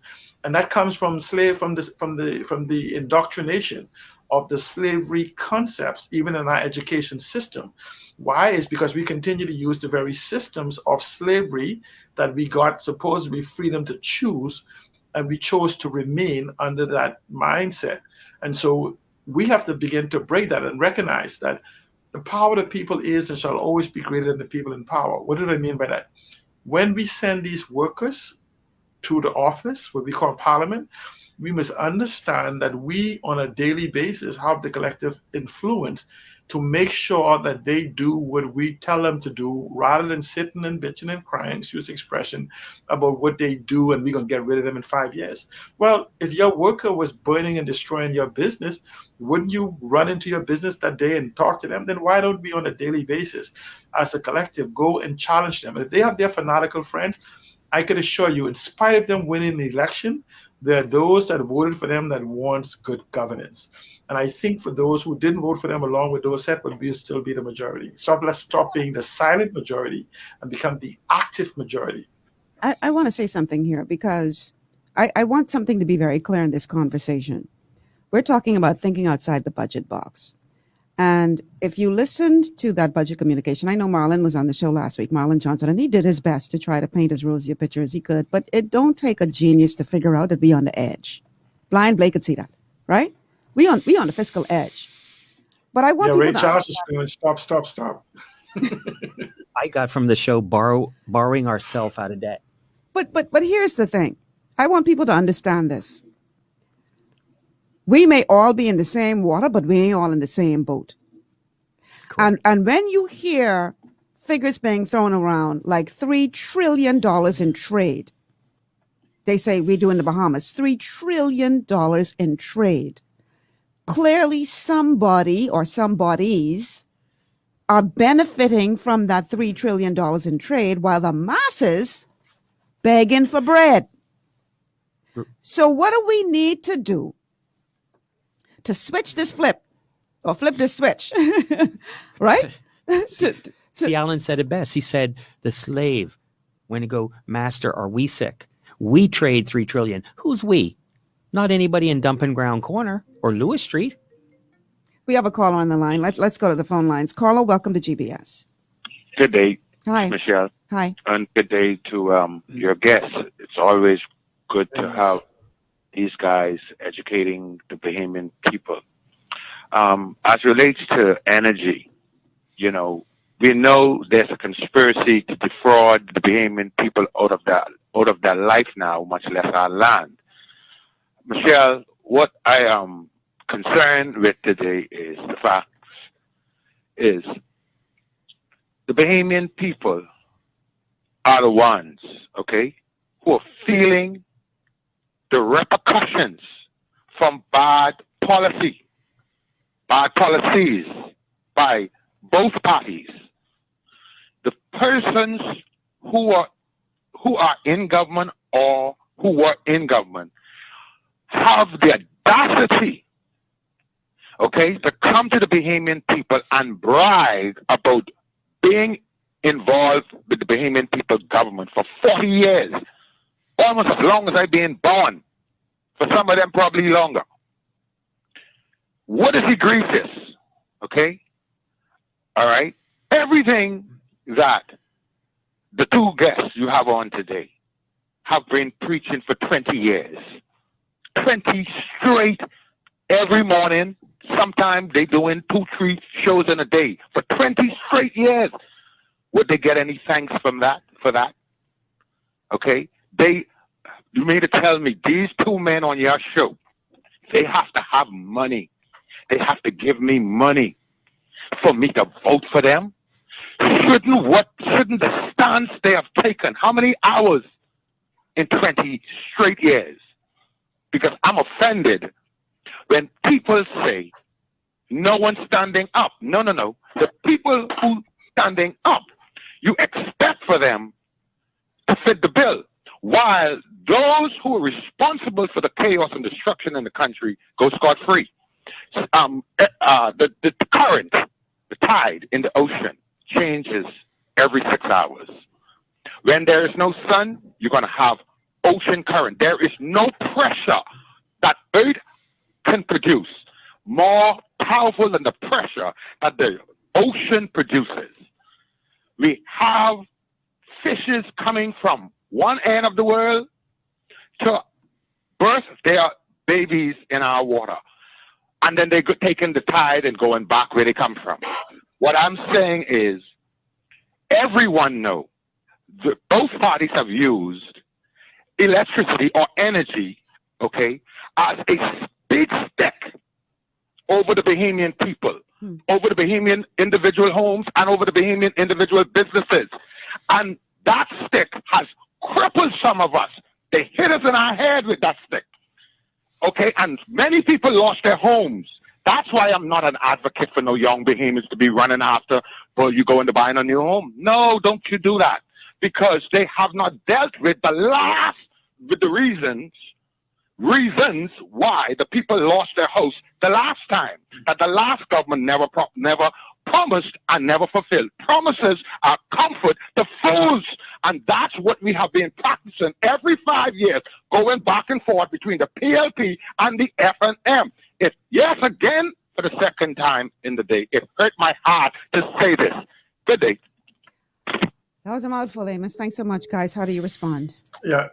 But just let me say what Amos says, right? What is a travesty is the fact that owners of the Bahamian economy allow their employees to run ransack around and over them. Again, it's because what we do is we become absent owners of the Bahamian economy. We become absent owners in governance. You have not because you demand not. But it says, and Frederick Douglass says that power does not concede to a demand. Power does not concede except to a demand. I say power concedes nothing to the demand of an emasculated constituent. You can't demand anything of me on your knees. And so essentially what happens is that we must then begin to decide individually, and we need to stop screaming at these political parties. No one votes for political party, in spite of what we think. That's another misnomer they have you thinking. You vote for individuals. So technically, you vote for a brand more than a political party.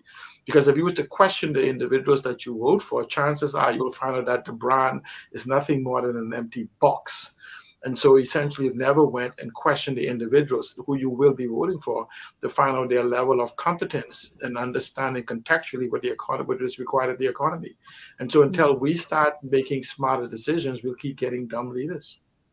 You know, C. Allen, you asked to get every person that's running.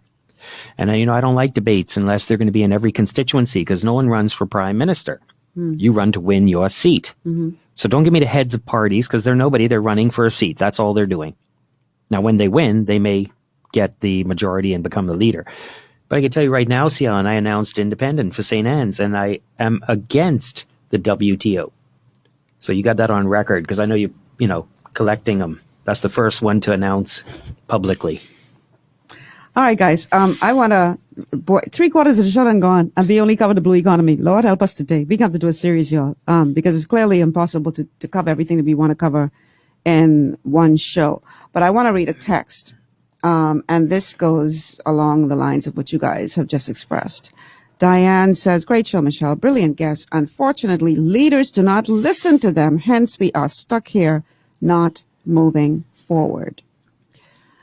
Not leaders, elected officials. Leaders would listen. They listen. They just don't act on what they hear. Right. No, I was saying, those are elected official leaders would seek other leaders, and so they are elected officials that don't listen to the Bahamian people, but they only don't listen because we give them consent not to. And if I wish everybody was like with me and demand more, and you will be this change. Essentially, I became the change I want to see in the community, and I'm hoping others can do the same. And hopefully now, the COVID environment with a need for a whole paradigm shift in thinking is what we're going to need to face the truth of our reality and begin to ask more and expect more from our leadership. And so if we begin to ask the leaders who are now saying, we're going to innovate, evolution, and revolutionize, and innovation and transformation, to say, but don't tell us just the word, give us the actionable blueprint of what you're going to do. Publish it to your site. Don't say, we're going to do this, be better. They're good at criticizing each other. And essentially, like they say, if you pick up crap in the left or right hand, what's the difference? You're still holding crap. It's a perfect example. You come and say, we're going to digitize the schools. How does that look? Oh, we don't know. We can just digitize it. See, Alan, if a real leader, not a ruler, let me try smooth over what he just said, because we want to repeat that. Anyway. Lord have mercy. A real ruler would do. And I asked some of these, what we call leaders, I said, please, when you win, set up a think tank. Get all these voices of opposition, you call opposition, but they really are trying to give you solutions. And they don't even need the credit. You get to see Alan, me, Wayne Johns. You pull a list of them, Gilbert Morris, put them in a room and say, guys, fix tourism, fix energy, fix the Bahamas, whatever, education, and let them give you the solutions. Well, that's guess, what a real CEO does. You say you're a CEO. My guess, we were talking about the danger of groupthink, and one of the things that he was suggesting is that instead of putting that's what I have. Room, put them into several different rooms, so that's what I was going to tell you, right? Yes, yeah. So you don't run the risk of groupthink. Right, because what they say, if you have 100 people in the room and 99 agree, you don't need two of them. You only need two of them. All right, guys. What happens, Michelle, is, let me say, I know before you go, you say the whole concept of groupthink. Again, what we need is government to do three things. Stop asking them to clean up your neighborhood and bring you breakfast in the morning and all those things. We need policies, laws, which is legislation, and programs, and get the hell out of our way so that those individuals can help and inspire others. So you need laws for access to capital. Whatever the laws is, that's all we need. The problem is we keep saying, government do this, government do do that. We need to stop that and simply say, we don't want to see you in our neighborhoods, however we want to feel you. Laws, policies, and programs. Wow. Okay, let's take a commercial break. On the other side, I want us to talk. Obviously, we're going to have to do a series, guys, because we only covered really the blue economy in this show. But I do want us to talk directly to persons who find themselves between a rock and a hard place right now, maybe without a job, having been furloughed for the longest time, waiting for people to bring you back, and then they can turn around and say, no, not going to happen anymore. So wrong. So let's talk about what these people are now facing and what they can do so that they don't fall into a place of despair. So stay with us. That's on the other side of the break.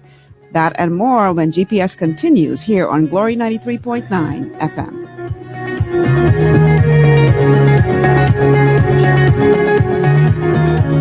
Glory 93.9 FM, the people's favorite gospel station. Ocean blue is the best in seafood, hey. Fresh out the water and affordable too, We got fish, conch, lobster, shrimp, everything you want, Ocean Blue got it.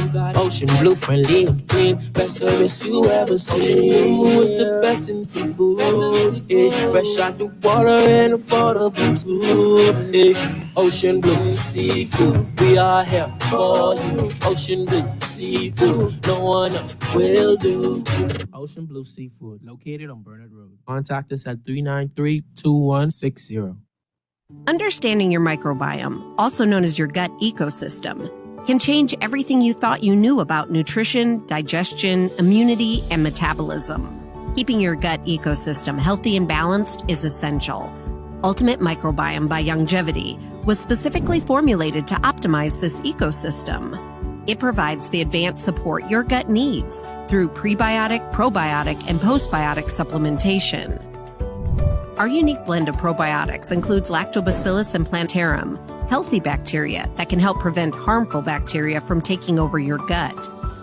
Increasing your gut's population of beneficial bacteria creates a more balanced gut microbiome. which has been shown to aid in weight loss, skin health, sleep, mood, and may even help with seasonal allergies. Ultimate Microbiome also promotes the production of postbiotics. Postbiotics are key to help regulate your gastrointestinal health. To enhance digestion, Digizyme Multi-Enzyme Complex, a blend of 5 specific enzymes, has been added to Ultimate Microbiome. It can help break down food so your body can better absorb nutrients. Plus, we've added our proprietary I-26 Hyperimmune Egg Powder to aid in the elimination of disease-causing gut bacteria and help your body balance its immune response. Ultimate Microbiome, the scientific, proprietary, and holistic approach to gut health that helps optimize your body's entire gut ecosystem. To learn more, contact your longevity associate.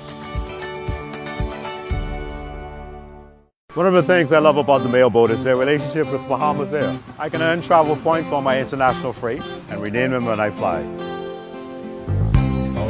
For me, online shopping is easy, with Mailboat's U.S. addresses and regular freight delivery to Nassau. Plus, I can always prepay customs and freight, and they always notify me when my package arrives. Yeah, a lot of people think the Mailboat is just for shipping, but they also offer a safe and secure storage facility at affordable rates, all in a central, convenient location. We also offer passenger service into Freeport multiple times per week with a seating capacity of over 450 persons. With family movies on large screens, one hot meal included, and on-board lounge for snacks and soft drinks. We're the Mailboat. We're bridging people, products, and places.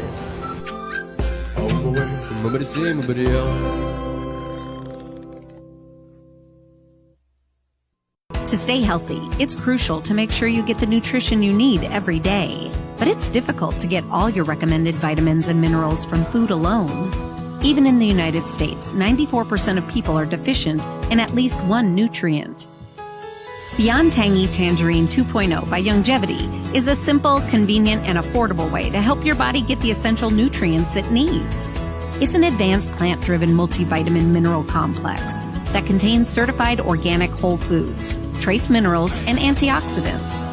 BTT 2.0 supports your body's natural defense system with a proprietary blend of energy-boosting and body-loving nutrients, plus prebiotics, probiotics, amino acids, and enzymes that support digestion. With an unusually high ORAC score of 8,000, you get even more antioxidants to help combat free radicals that can cause damage to your cells. But to get the most benefit and value from any multivitamin, your body must be able to break down the nutrients so you can fully absorb them. Otherwise, they'll just pass through your system without doing any good. Beyond Tangy Tangerine 2.0 was specially formulated with synergizing cofactors to ensure you get maximum nutrient absorption. Beyond Tangy Tangerine 2.0 is the easiest way to give your body the balance and complete daily vitamin, mineral supplement it needs for optimal support of your overall health. To learn more, contact your longevity associate. This portion of GPS is brought to you by Tiki Bikini Hut at Junkanoo Beach. Great food, cool tropical drinks, and family fun in the sun. And by BMP Liquidators. High-quality furniture and home goods at very reasonable prices.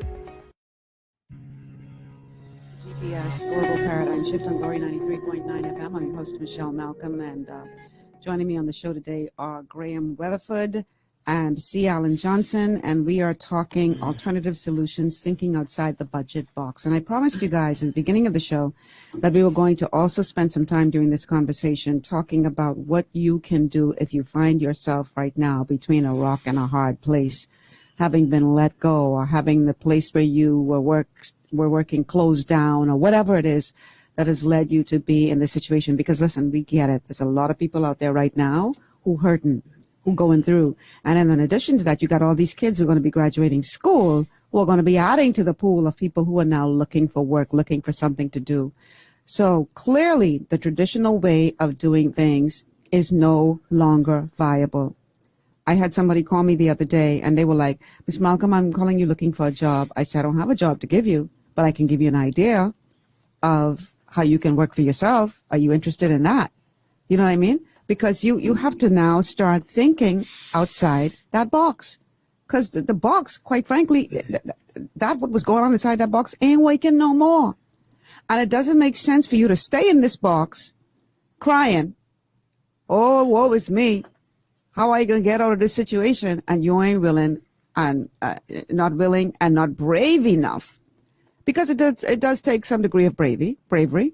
But you got to be brave enough to decide to dismantle that box and do something completely different. So guys, let's talk to that individual who's going through right now. What can they realistically do to turn their circumstances around? Alternative solutions. See, Alan, you want me to go? You might as well. Go ahead. Okay.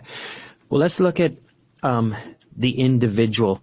Because, Michelle, for the last 20 years, you've had a lot of guests, and other people have had guests, to people who speak to the large national issue fixes. Mm-hmm. But how do we fix somebody? Let's take a scenario.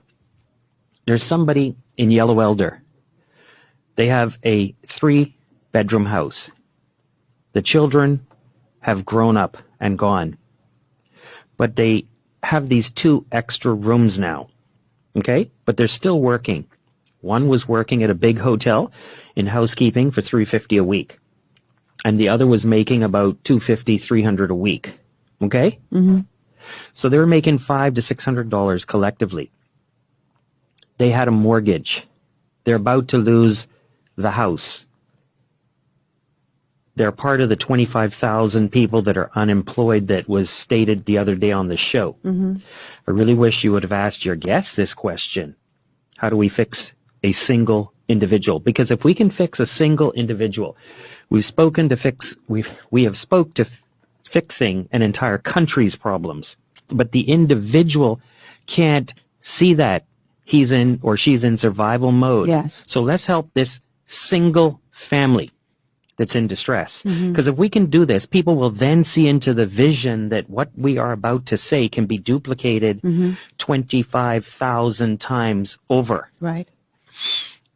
Now, I want to fully disclose, between 2020 and 2021, I did what I'm about to speak to. So it's not a politician saying, child, we could do these things. These are real scenarios. People can't find food. Both families of members have lost a job. But here's what we should have done. In 2020, we should have known when all of the big boats, cruise ships, and hotels closed. We should have known from 9/11, right? Mm-hmm. We should have known from previous examples what happens if the golden egg is gone. Cracks. Mm-hmm. Tourism has not gone, like C. Allen said. It's evolving. And it's evolving with the disruption where we have the ownership. Mm. Now, I have a house. It's not my house until I pay for it. I'm living in Yellow Elder. I've lost all the income. I can't afford this $1,200 mortgage payment. I should go to my bank and say, please, give me some time. Don't take the house. Don't hide and ignore them. Let them know that you're going to turn this into a profit. You should have taken, our government should have assisted everybody with the Bahamas Development Bank loans. They gave out $5,000. Some people would have needed $5, some would have needed $10. The house needs 2 bathrooms. And so this house that I'm speaking to, the person I know, it was a 3-bedroom, 2-bath house. Mm-hmm. They now can turn the 2 bedrooms and the bathroom into a vacation rental space. We're now hearing about Airbnb. What we should have done in 2020 is in Ministry of Tourism set up Bahamas B&B. Okay? No, they're too busy trying to figure out how to talk to make, Well, here's the deal. We don't want Airbnb. We want the Bahamas B&B and market that on social around the world. Everybody will know about it just like they know about VBRO and Airbnb. Mm-hmm. We will then have a little bit more knowledge of what's going on in the country instead of having to go beg Airbnb to cut me a VAT check. How stupid. So here's the deal. It's now, MOT needs to evolve, and I'm not going down that road. That's another show. But it would need to evolve to accommodate this. Now, you're getting $100 to $200 a night for the tourist. They want immersion. They want to know to not jam up in a hotel where it's not COVID safe. You're meeting some guidelines that the government would have assisted you with. You're now getting anywhere from $700 to $1,200 to $1,400 a week in yellow elder. Should you go back and make the bed for $350 a week in someone else's tourism hotel? We should have taught our people, and I've done this. So it's not, I could go and put me in charge MOT now. I could start a mass campaign to fix 25,000 individuals. I'm putting out the challenge. I'm willing to do it for MOT, and you don't have to pay me. Let me head up the Bahamas B&B. And so that fixes the individual problem. Right. Because we have to focus on the individual. Because when we talk about paying off the national debt, getting rid of this and doing that, it's great. Blue, green, orange, and purple economy and pink economy. No one cares about that. I live in Yellow Elder, and I need, because I was making about $500-600 a week, I need to make that or more. Well, we could double what you were making if you had 2 rooms. But if you only had a 2-bedroom house, add on a bathroom. Okay, that's now plumbers that are needed, electricians that are needed, okay, So masons. Yeah. We are stimulating this economy. And once you stimulate construction, that ripple effect is dangerous. But here's the problem. They no longer have a job.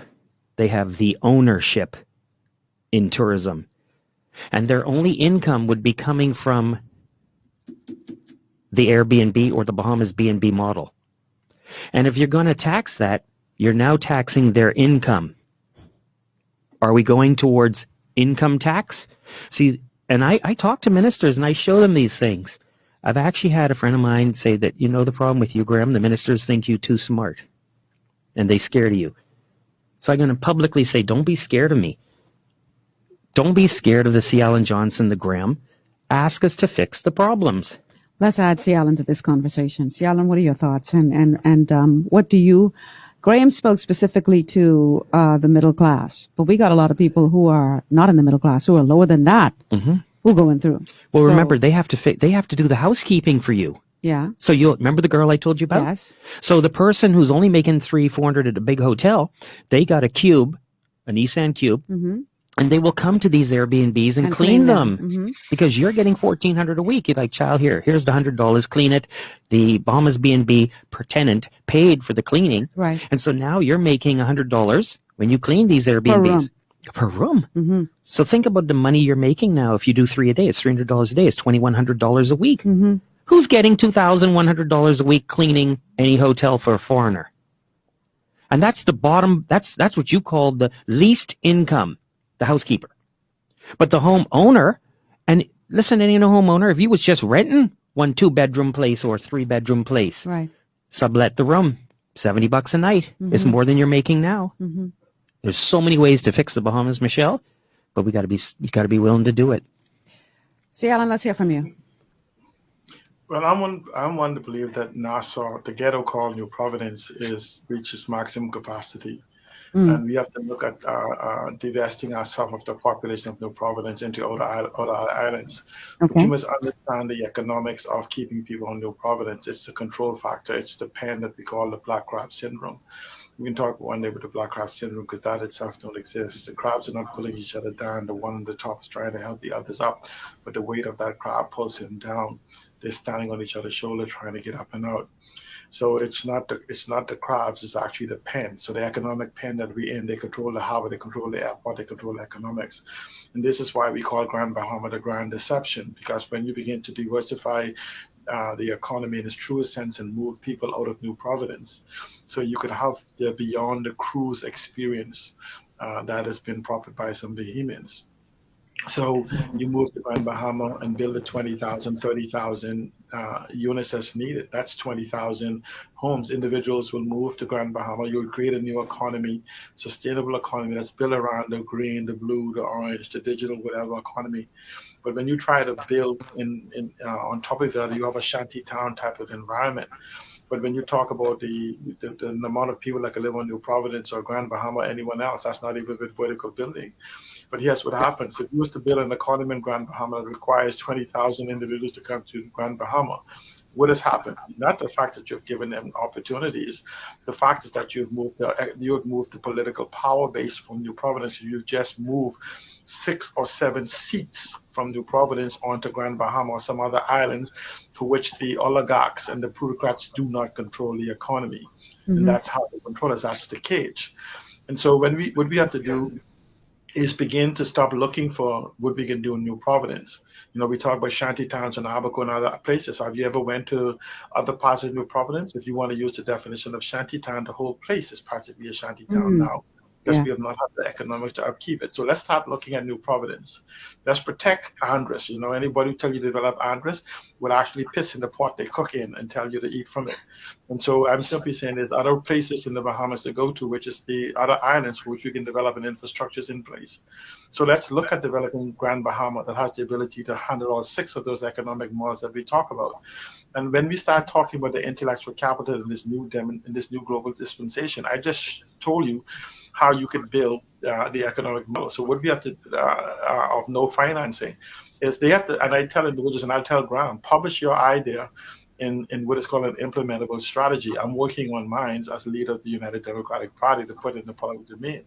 But I encourage other individuals to reach out to individuals like myself and Graham or whatever else and become together as a collective intelligence and create an artificial demand for the change we're seeking. And so, yes, I could scream, we could put 20,000 rooms on Grand Bahama. Well, they asked me where's the 20,000 people who wants to move, own, and manage it. And that's where the problem is, because everybody else is now. So now that you are without a job, I invite you to find me across social media and ask, how can this be done? Now, if I can go in with a list of individuals that are demanding access to the capital. Let me say this again. Anybody with Crown mentioned this, talk about give everybody Crown land. When you give them the Crown land, I give you a loan against, you can't make the loan. Those same oligarchs end up owning it. Singapore and all these other places that we like to scream, right? People don't own the land. So this whole concept of give everybody native Crown land for what? And so the point is that the Crown land is yours already as part of a collective. What you need is constructive control of that valuable assets. Do you need the land, or do you need access to the capital for which you need to build on top of that land? And so we need to have succinct and contextual conversations concerning how do we leverage these assets that is necessary for us to build. And so and I have very simple, Graham, you want a piece of land? I'll lease it to you. And here's what I'll do. Guarantee you the land will be renewed. We just require that you come back personally in 99 years to renew the lease. Okay, so, and so my question to you, are you planning on taking the land with you? Is 99 years or 50 years not suffice for you to recover your investment? In fact, the very investment I gave you for 0% interest? There's some opportunity for us to rethink and redefine this economy, and it isn't doing a blended version of the old ideas that we have. What technology in the new world requires is total disruption.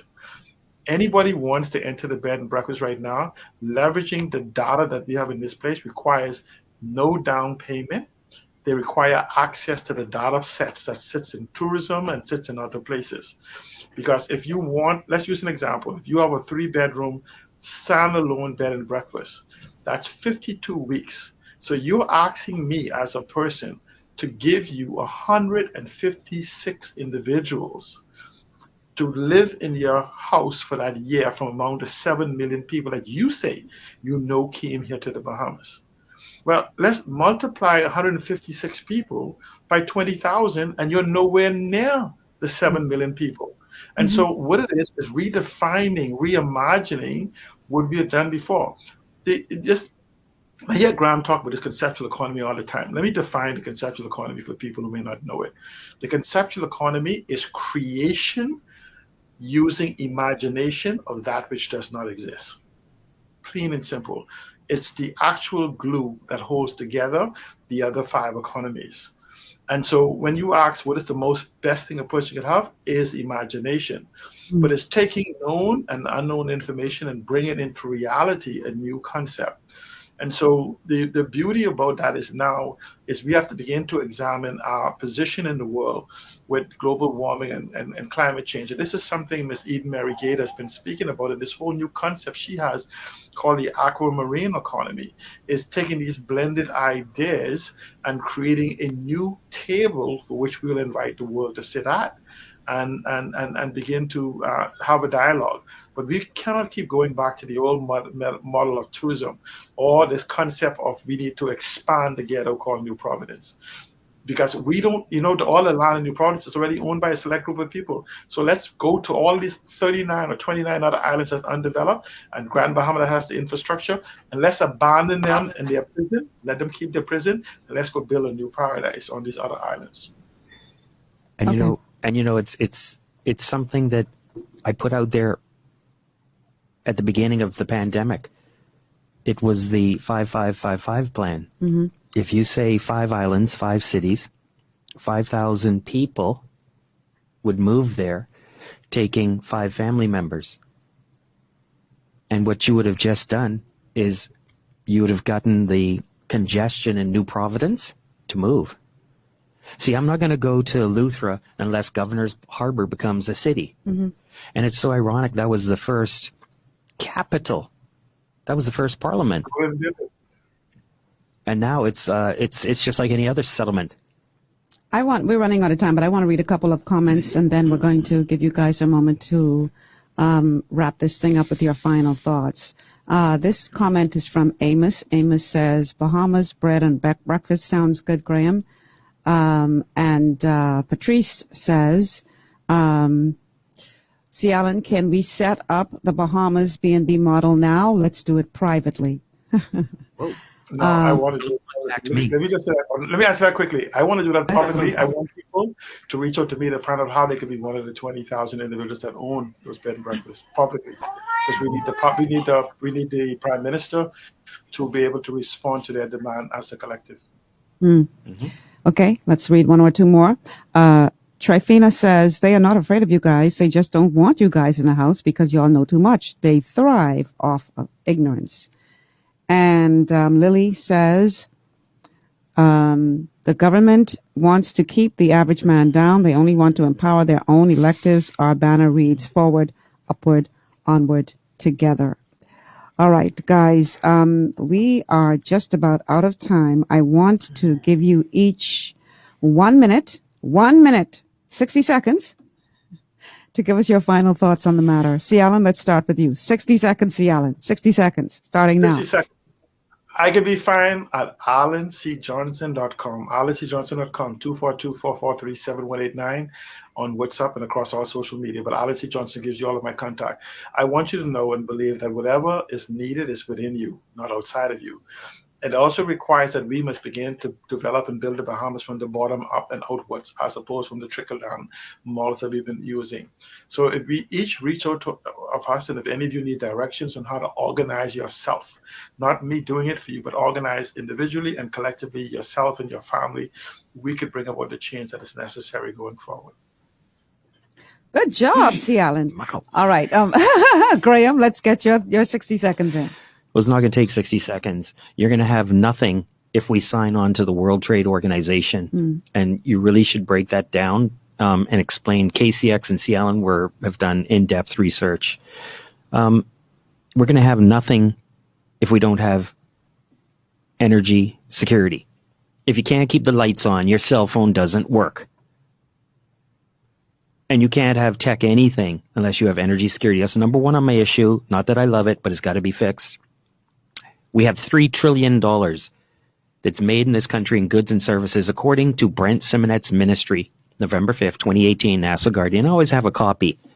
And I decided to run in St. Anne's because I wanted to quiz him on that in a live debate. Is it real? Can I get the breakdown of where this money is made and why it does not pay the 12% VAT I pay?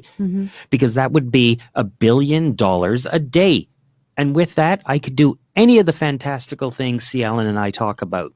But I thought that Bahamas B&B, Tourism 2.0, where we own the tourism product, should have been done and implemented for the year of 2020, 2021. It's never too late. Let's start now. Let's fix the Bahamas, starting with tourism, because it's the biggest income globally. All right, guys. Good job. You both kept it within the time. I want to say thank you. And obviously, we have to do a part 2 because we didn't cover nearly as much ground as I would have hoped in this first show. And our audience is saying we need to do a part 2 of this, and we definitely will, Lily. We definitely will. Maybe I can get these guys back on next week, Thursday, but we'll talk about it off air. All right, guys. Thank you so much. Thank you, Graham. Thank you, C. Alan Johnson, for your always brilliant ideas. And we will have a part 2 of this show for sure. That's going to do it, guys. I am Michelle Malcolm. Thank you so much for joining us on GPS today. Tomorrow is Friday. So you know what that means. TGIF. Time to look at the week that was. So we will give you an opportunity to get off your chest, whatever is on your mind. Join us for sure tomorrow morning so we can talk about this Bahamas that we live in. Until then, I'm Michelle Malcolm. Thank you so much for joining us. Enjoy the rest of your afternoon.